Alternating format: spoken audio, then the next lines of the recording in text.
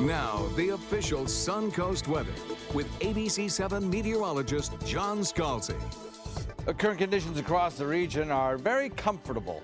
We're looking at a dew point that is in the 40s. That is just an exquisite dew point. We have that during the winter, and it feels so comfortable, and that's why everybody comes to Florida in the winter, right? To get those kinds of dew point values. And we're going to have it today. We'll probably have pretty close to it tomorrow, probably be in the 50s tomorrow, dew point. 76 degrees air temperature, that's also very comfortable. A little mix of sun and clouds out there, but they're fair weather clouds. Nothing that's going to produce any rainfall for us today. We have 73 degrees, Wauchula, 75 in Arcadia, 74, Mayaca, 75 in Northport, Punta Gorda at 76. 74s in Venice and Inglewood and Lakewood Ranch, and double 73s in Parrish and Bradenton. Out on the Key, 72 at Longboat. So across the region today, we have some very pleasant sunny conditions. We have not much in the way of any rainfall potential anywhere you look. Down in the southern tip in the Florida Straits, we had some showers ongoing today, but we're not going to see anything around here. Not a chance. In fact, probably right straight through the weekend, it'll be dry as a bone across most of the state of Florida. Now, the showers are wrapping up around two areas of low pressure, one exiting the United States, the other kind of just meandering off the eastern seaboard, slowly perhaps drifting a little bit further to the north. And then another area of low pressure back in this section over the Rockies, producing some rainfall there. Now, the combination of those two lows with a high in the center is producing a very slow-moving weather pattern. In fact, this kind of a pattern is called a blocking pattern because everything is blocked from moving. So we get a nice couple of days of some very refreshing winds out of the northwest.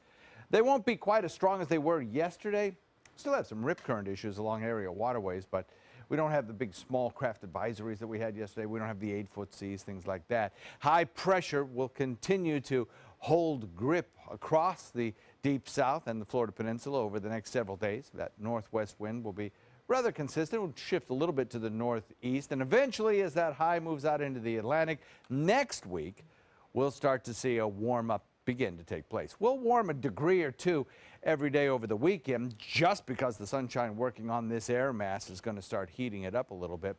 So sunny with low humidity, breezy north wind, and then a slightly warmer weekend in store for us. Those are the weather highlights. That'll carry you right through the weekend. We have this dry air indicated here by the tan contours, or tan colorizations rather, on our water vapor imagery, and that is solidly over the peninsula of Florida, and consequently you don't get any rainfall from it. We had a few fair weather clouds, as I mentioned, but really that's about it. We're looking for a nice wind. It's still going to be kind of breezy, but at least it won't be quite as windy as it was yesterday. We've got a northwest wind coming in at about 15. That will bring you 3 to 5 foot seas today and a moderate chop. But remember, there's still that rip current issue.